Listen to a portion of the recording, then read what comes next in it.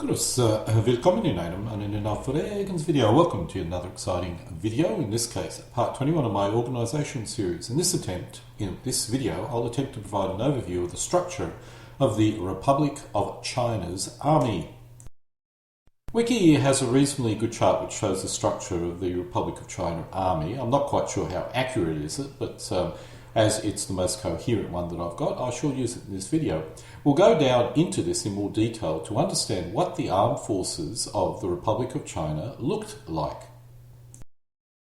The ROCA, or Republic of China Army, is made up of 3 Army Corps and a number of defence commands. The primary offensive capacity of the Republic of China's Army is within the 6th, 8th and 10th Army Corps. The 6th Army Corps is based in north of Taiwan, which is assumed to be the primary target of any PRC attack. The 6th Army Corps consists of the 269th Mechanised Infantry Brigade. We will drill down into the specific structure in more detail later, but this consists of 3 Mechanised Infantry Battalions and 1 Armoured Battalion. It's a well-balanced combined armed formation which would be ideal in consolidating any form of breakthrough created by the Armoured Brigades. In addition to the Mechanised Infantry Brigade, the 6th Army Corps also consists of the 542nd and 584th Armoured Brigade. Each consists of either 3 or 2 Armoured Battalions and up to 1 or 2 Mechanised Infantry Battalions. As with the Mechanised Infantry Brigades, these are armour-heavy combined armed formations. In addition to these 3 mobile brigades, there are 2 brigade-sized formations, officially called commands. Each command consists of between 2 and 5 Mechanised Infantry Battalions, and 1 has a tank battalion. While I'm uncertain, these appear to be static formations designed to defend a specific critical area. While each of the individual brigades do contain a self-propelled artillery battalion, at the corps level there are an additional 6 artillery and air defence battalions. Most of this artillery appears to be self-propelled and would most likely contain the 205mm self-propelled howitzers, as well as the MRLSs. Supporting this Army Corps is the 153rd and 206th Infantry Brigades, which consist of between 4 and 5 motorised infantry battalions. Each also contains a towed artillery formation, but little else in the form of support formations. The 8th Army Corps is located in the south of Taiwan and is expected to not be the primary initial objective of any PRC attack, although it could be subject to a diversionary attack. The 8th Army Corps consists of a single mechanised infantry brigade, which is the 333rd Mechanised Infantry Brigade. Actually, all the Army Corps consist of a single mechanised infantry brigade. Supporting the Infantry Mechanised Brigade, the 8th Army Corps contains only a single armoured brigade, the 564th Armoured Brigade.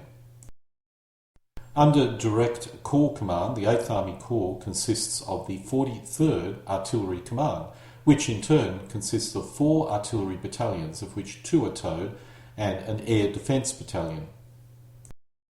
Finally, supporting the 8th Army Corps, primarily in a defensive role, I would imagine, is a single infantry brigade, which consists of 5 infantry battalions. I assume all are fully motorised. The final Army Corps, the 10th Army Corps, is located in the centre of the island and could well be the subject of any initial attack due to its proximity to the PRC. As with the other Army Corps, the 10th Army Corps consists of a single mechanised infantry brigade, the 234th. In addition, the 586th Armoured Brigade is deployed with the 10th Army Corps as well. Supporting the 10th Army Corps with indirect fire capability is the 58th Artillery Command, consisting of 4 artillery battalions, 2 of which are towed, and an air defence battalion. The 10th Army Corps also contains 3 infantry brigades, each with 5 infantry battalions and a towed artillery battalion. The good defensive terrain of the centre area would allow these formations to put up a significant defence against any possible PRC thrusts from that part of the island. It would also be useful for urban conflict. Now we'll move to the various defence commands, starting with the Kinmen Defence Command. The Kinmen Defence Command, just off the coast of the PRC, consists of 1 tank, 1 mech-inf and 1 infantry battalion, supported by an artillery battalion and a 120mm mortar company. Moving north, the Machu Defence Command, also very close to the PRC coast, consists of 2 infantry battalions and is primarily focused on defending the island. Further from the PRC coast, the Penghu Defence Command consists of an armoured cavalry, tank and mech infantry battalion. The Dongyin Area Command consists of a token of 1 infantry battalion. While it's likely to be bypassed by the PRC, this would not fare well in any possible PRC-Taiwan conflict, as at some point in time it would need to be cleared in order to ensure that PRC supply lines to Taiwan are not influenced or affected by any kind of interdiction from this location. The Hua-Tung Defence Command, tasked with defending the primary line of communication from Taiwan to the US that would most likely remain open, consists of a brigade-sized formation consisting of 2 mech infantry battalions and a number of defence command assets consisting of 1 tank, 1 mech inf and 1 infantry battalion. Let's now look at the formations in more detail. An armoured infantry brigade is comprised of both armoured infantry and armoured battalions with an emphasis on strike power, recon capability, mobility, flexible command and self-sustained logistic support. In peacetime, its role is to serve as an area emergency response unit and has the capability to perform anti-assault, anti-landing, anti-infiltration and anti-sabotage missions. Its wartime role is to serve as a mobile strike force of an operational district and may be responsible for counterattacks, air landing or anti-landing and defensive missions.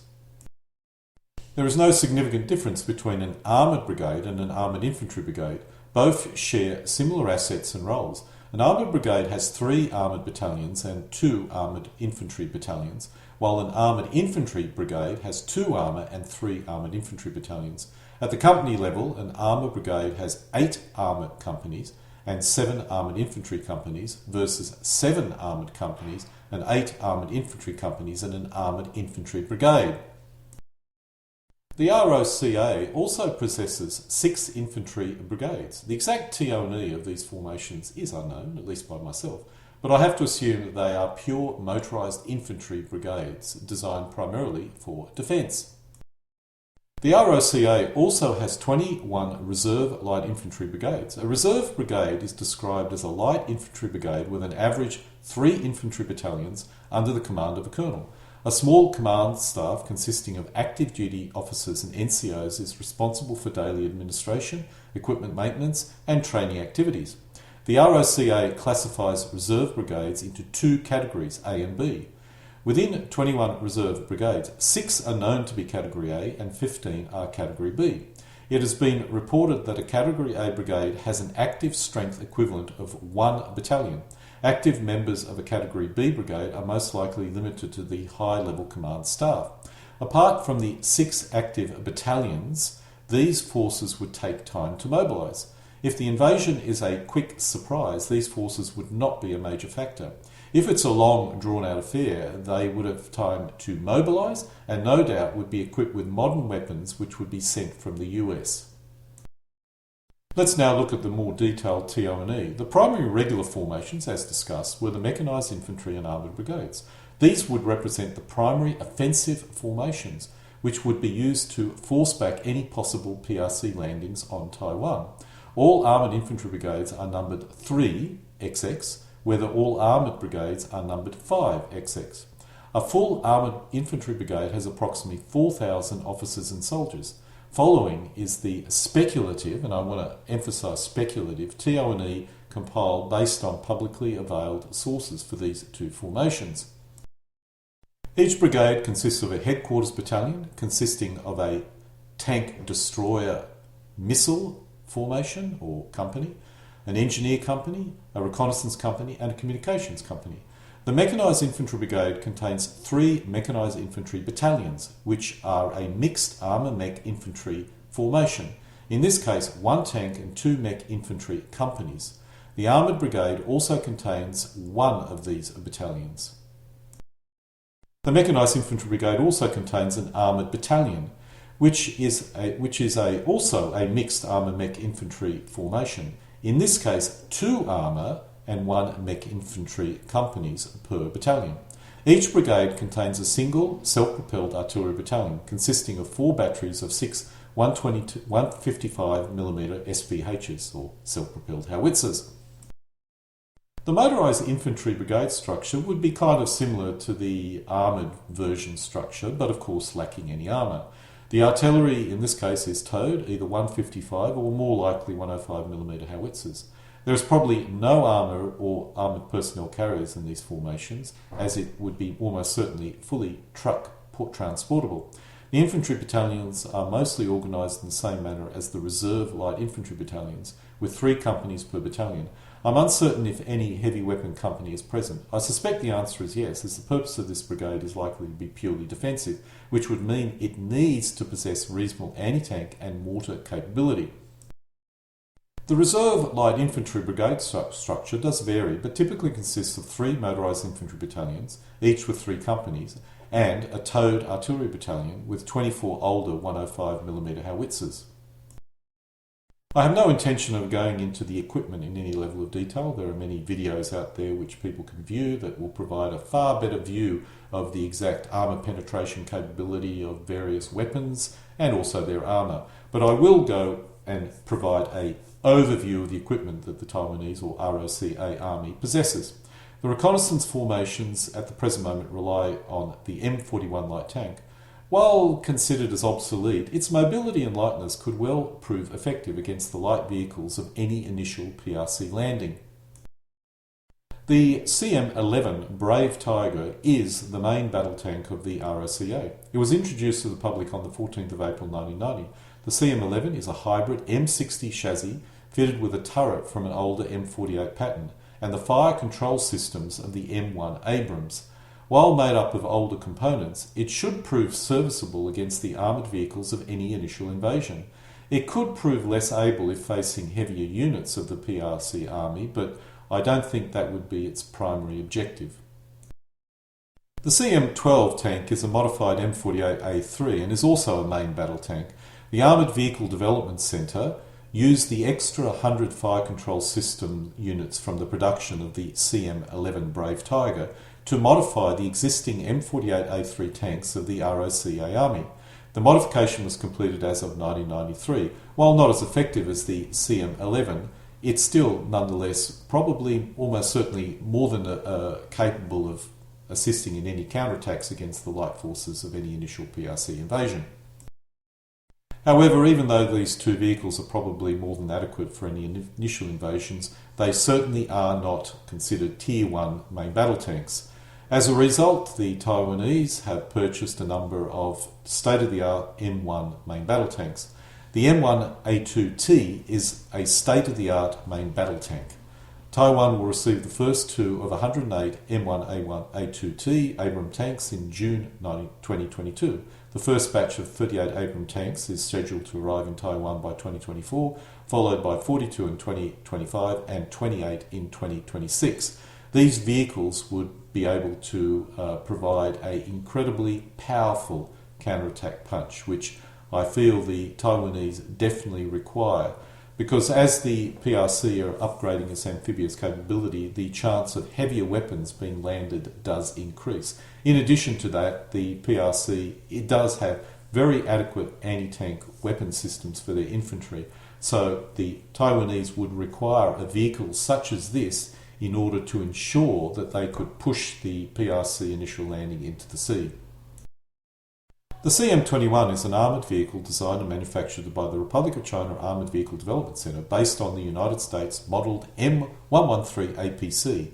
The CM-21 models currently in service are the CM-21A1.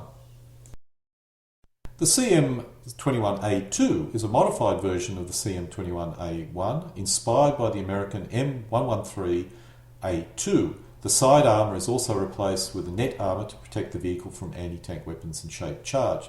The main difference is basically the ability to resist heat weapons more effectively. The CM-22 is a variant of the CM-21 with a 107 or 120mm mortar, very similar to the American M106 mortar carrier. The CM-22 was developed in 1987 and is still in production in 1999. The CM23 is a variant of the CM22 with an 81mm mortar, identical to the American M125. The CM25 is a variant of the CM21, which has the capability of firing tow missiles in order to engage armour targets. The CM25 is only operated by the Republic of China Marine Corps, while the Republic of China Army is still operating the M113A1 tow launchers, which is pretty much identical to this weapon system. The CM26 is a command-tracked derivative of the CM22 and is very similar to the American M577. The CM32, or Clouded Leopard, officially Taiwan's infantry fighting vehicle, or what they call TIFV, is an 8-wheeled armoured vehicle currently being produced for the Republic of China Army. The CM32 is a command vehicle, the same basic armament as the CM33, which is a standard APC, but optimised as a command vehicle similar to the M577. It's in service as of 2014 and is a indigenously produced weapon system of the ROCA. The CM33 is the base variant of this vehicle and is sort of a APC, Armoured Personnel Carrier, although it is called a ICV as well, which means that it can be used actually in combat. It has a 40mm grenade launcher and a 7.62mm machine gun mounted in the remote weapons station above. In service as of 2014, a total of 378 CM32s and CM33s, of which the bulk are CM33s, have been produced. The CM34 is similar to the CM33-32, however it's armed with a 25mm autocannon and would be considered by most armies as a true infantry combat vehicle. 4 prototype vehicles passed primary pre-mass production testing in October 2014. The CM34 participated, along with the CM32, in the 35th annual Hua-Tung exercise armed with the M44 Bushmaster II 25mm autocannon. The Taiwanese military expects to produce 284 CM34s. It is in service as of 2019 and is a very formidable weapon system. In August 2020, 21 more vehicles were ordered for the Taiwanese military police. I'm not quite sure why the police needs a 25mm automatic Bushmaster, but anyway, policing in Taiwan is clearly different from policing in Germany.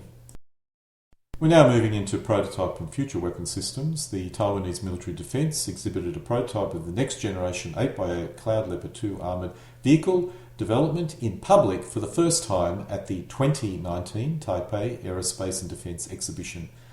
Technology exhibition. It's similar to the CM32-33, but it's an advanced version. One of the configurations is a mobile gun system using a 105mm gun, as you can see here. The second displayed configuration of the Cloud Leopard II is a mortar platform, as shown here. There is a third, which is a self-propelled howitzer. However, no examples of this weapon system have yet been displayed. The Kung-Feng MLR series is a family of multiple rocket launcher systems. The Kung-Feng 4 features 2 compartments of 20 launchers, adding to a total of 40 launchers together, and is able to fire all rockets within 16 seconds. Its 120mm rockets weigh 24.4 kilograms, are 0.91 metres long, and have a range of 10,500 metres. The Kung-Feng 4 began development in 1960 and was completed in 1975, and were placed initially upon M113 armoured vehicles. Towed and self-propelled variants of the Kung-Feng 4 entered service in 1972 and 1976 respectively. The towed variants were initially attached to the chemical weapons artillery divisions. They are mainly used by the reserve brigades today. The Kung-Feng 6 was designed to replace the Kung-Feng 4. Within the development process, the Kung-Feng 6 was initially planned to be placed on top of the M42 Duster chassis. However, due to difficulties in procurement of the M113 chassis, was used instead, which was unable to properly bear the weight of this rocket system. Henceforth, the ROCA gave up on the prospects of implementing the Kung-Feng 6 on Caterpillar tracks and began working on placing them on M809 5-ton wheeled trucks, as you can see here. The CM24 is an armoured artillery carrier based on the CM21, used primarily to carry ammunition and possibly also to tow towed 105 and 155 howitzers. Now we're moving into pure speculation territory. Exactly how the PRC would invade Taiwan is anyone's guess, but the two most common scenarios are as follows. Focus on the north, scenario 1. This contains the bulk of Taiwan's economic power, but also contains the bulk of the ROCA military forces. It's also closer to Japanese bases. A quick invasion, which would take Taipei, would likely end the war quickly, but it would represent the greatest risk of total failure for the PLA. The other scenario is focus on the south. This may be easier to secure a beachhead if they decide to attack in the south. Forces are weaker and it would be comparatively unexpected. This would assume any war would be long and hard fought, but would also ensure a PRC beachhead on Taiwan. Even if the PRC could not supply this by sea without heavy losses, it's likely they could do by air. Any quick victory strategy would need to focus on the northern strategy. This shows a possible landing schedule. The only issue is the D+8 and the D+18 landing assumes that PRC have gained total air and sea superiority, which is unlikely to be the case 18 days into the invasion, which would make it very likely the US would get involved at this point in time. When planning for an invasion of Taiwan, there are two main factors to consider. The first is how much can be landed in the initial landing and how secure are the lines of communication for supply purposes. Unless the PRC can guarantee that they will be able to achieve and maintain air and naval dominance, they would need to land as much as they can in any initial invasion in order to hope for any kind of quick victory. The amount of manpower and heavy equipment required to achieve this cannot be carried by the PRC's existing amphibious capability. The real issue with trying to determine how an invasion of Taiwan would be conducted is the first step would be a naval conflict, unless of course you go for the surprise attack. You would need to first study the naval assets of either side to determine what a possible naval result would be. If the US decides to abandon Taiwan, this would be reasonably simple, as it would be a battle between Taiwan's SSMs and against PRC naval assets. I suspect in this case the PRC would prevail quite easily. However, it's unlikely the US would abandon Taiwan, at least based on what we know today. Thus, the next question is, would the US bring its naval assets to bear on day one? I'm uncertain, but if this is the case, it's unlikely the PRC would even be able to establish a beachhead on Taiwan, much less supply it. A more likely scenario would be a surprise initial invasion, with diplomacy occurring until the US finally decided that diplomacy had no value. Once this occurred, the US would likely intervene with SSXs, nuclear submarines to cut off supply lines, at least. Now, another scenario, which I've seen quite a bit on YouTube in particular, is the PRC attempts to blockade Taiwan and engage in a war of attrition in a long, drawn-out conflict. This would certainly bring US naval assets into the fray, and a major naval engagement would ensure. Today, it's unlikely the PRC has much hope of prevailing, so this strategy is highly unlikely to occur.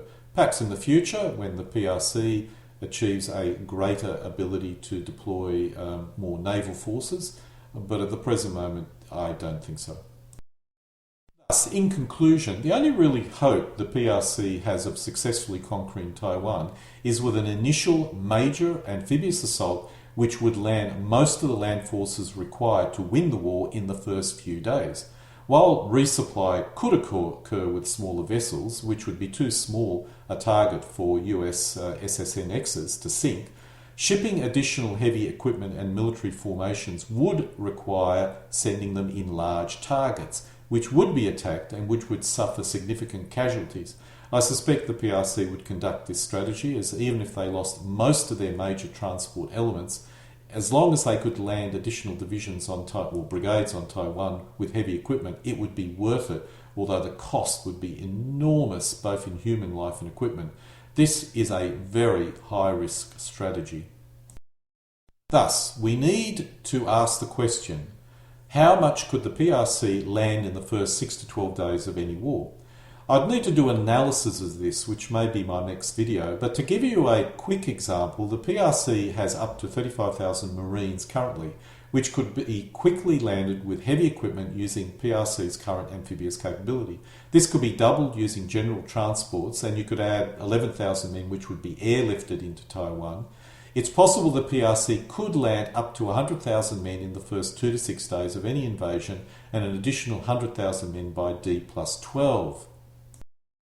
This, of course, assumes massive guesses based on absolutely inadequate research by myself. But if accurate, this would not be sufficient for the PRC to win and would most likely result in a disastrous defeat once the US has interdicted supply and airlifted in modern weapons to equip the ROC reserve brigades. This analysis is based on two basic factors. One is, it's unlikely the US would actually send in ground troops to assist Taiwan. They would certainly send in naval and air assets to assist, but let's assume for now they don't send in military formations. And the second assumption is that this is based on the PRC's current amphibious capability. The PRC is building amphibious assets which could land significantly more than the initial 75,000 which they could possibly do today at the present moment. The issue is, when will this additional capacity be ready? Once the PRC feels it can land sufficient land forces to overwhelm Taiwan, it will most likely to invade, especially if the current government is in place. The other strategy, which I've mentioned earlier, which is the blockade strategy, could also be an option. However, this would mainly pit the PRC's SSKs, or their submarines, against merchant shipping, and it would be almost a pure naval-air conflict. This strategy would harm the West and Taiwan, but it would also harm the PRC, as well as not securing the all-important propaganda win required to keep their own citizens happy in a state of increasing economic hardship. I doubt this would occur, but then while I expected Putin to invade the Ukraine last year, I never expected him to go for Kiev, as I considered that strategy as being foolish. So who am I to guess the stupidity of dictators? Dictators, if they surround themselves with sycophants, can do very stupid things. Let's now move into the world of board gaming, which have covered this subject to get a better insight of how such a surprise invasion could occur and how it would be implemented. In 2001, an S&T board game called Taiwan, China Invades was published, which was one of the earliest board games available on this specific topic. A much more detailed and, I think, better board game was the GMT board game called Next War Taiwan, which was published in 2014. It was mainly better because it involved more up-to-date information. This provides us with a very useful map showing the island of Taiwan. In most of these board games, the easiest target of initial invasion is just north of Kaohsiung.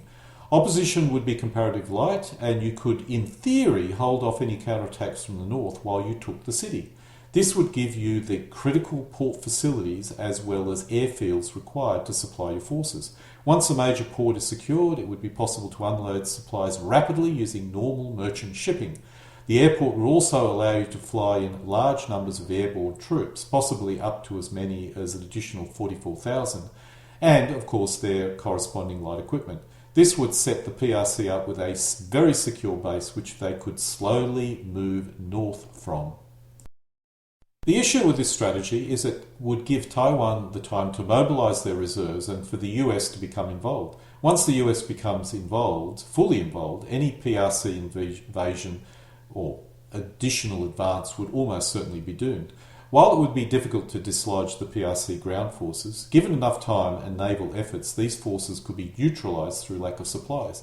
It would even be possible that this may result in a huge PRC pocket, which would then give the PRC no choice but to surrender, giving the West a lever to end the war and the PRC and to achieve a full PRC withdrawal. However, I assume that as long as the PRC maintains air superiority, which is probably likely, or sufficient air superiority, they would most likely be able to airlift sufficient basic supplies to keep everyone alive. Such a result would make it hard for the CCP to retain power, which without massive levels of repression. I seriously doubt this is a plan anyone in the PLA is considering due to its major risk factors. This basic issue would also be the case even if you move the invasion further north, and of course the problem is you don't get such a nice port facility, so it's unlikely they would try this even if you move further up north, as you can see the arrow here. Thus we need to define, what does victory look like? A total takeover of Taiwan before the US became involved would be the best case of what victory looks like. This, however, is unlikely to be possible, at least at the present moment. Thus, the only viable scenario would be to take over Taipei. With the loss of their capital and the bulk of their population, this may result in a surrender of the country. I personally doubt it, but it's the only possible viable strategy. Thus, the PRC needs to be able to take Taipei quickly to have even the smallest hope of total victory. Unfortunately for the PLA, Taipei occupies a very defensible position. Landing in this position, as shown by the arrow, and then driving down towards Taipei would be the only real viable strategy, and this would require a significant military force. The terrain between a possible landing site and Taipei is not optimal for attack. Some scenarios also show an amphibious invasion in the rear, and I suspect the people who suggest that simply don't understand how difficult it is to even pull off a single amphibious assault, much less more than one.